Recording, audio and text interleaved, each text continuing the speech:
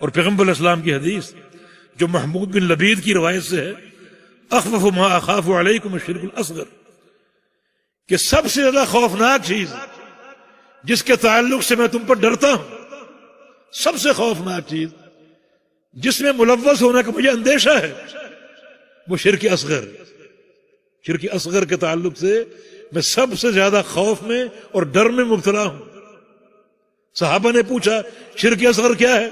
فرمایا کہ الریا، ریاکاری شرک اصغر، ریاکاری شرک اصغر۔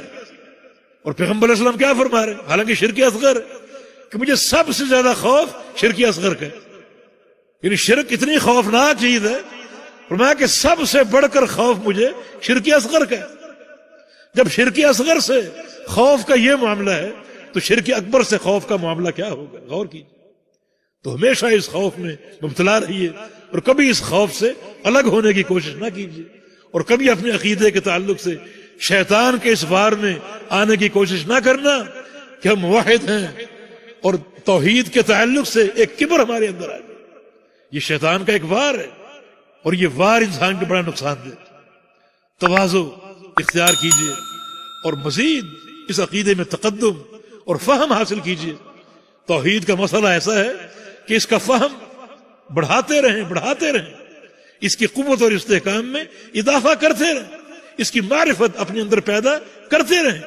یہ ایسا مسئلہ ہے، اور کبھی اس میں رکنے کی کوشش نہ کیجیے۔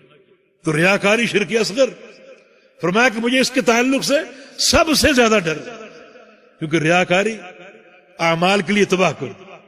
اسی حدیث میں آگے اللہ تعالیٰ قیامت کے دن پکارے گا ریاکاروں کو، ایھا المراؤون، اے ریاکارو، اذهبوا الی من کنتم تراؤون، کہ جن کو تم دکھاتے تھے، ریاکاری کرتے تھے، ان کے پاس چلے جاؤ۔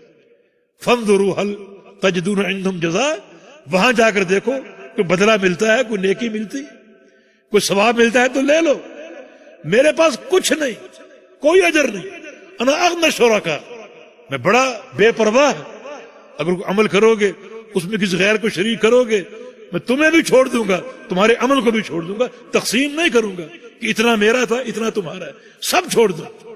تو ریاکاری انتہائی نقصان دہ۔ سب سے پہلے جہنم جن پر بھڑکے گی وہ ریاکار لوگ ہیں، چوٹی کی نیکیاں کرنے والے، ایک شہید، ایک سخی اور ایک قرآن کا عالم، مگر ریاکار تھے، سب سے پہلے جہنم میں ڈال دیے جائیں گے۔ اس کے راوی ابو ہریرہ اس حدیث کو کبھی کبھی بیان کرتے تو بیان سے پہلے غش کھا کر گر جاتا، اتنا خطرناک اس کا موضوع۔ تو پیغمبر علیہ السلام اس تعلق سے اتنا خوف کا اظہار کر رہے ہیں، تو شرک اکبر کا خوف کتنا ہونا چاہیے۔ تو یقیناً ہمیں اس تعلق سے تفکیر کرنی چاہیے اور سوچتے رہیں، اور کبھی عقیدہ اور نیکی کا ظلم اور کبر ہمارے اندر پیدا نہ ہو۔ یہ شیطان کا ایسا وار ہے جو انتہائی نقصان دہ۔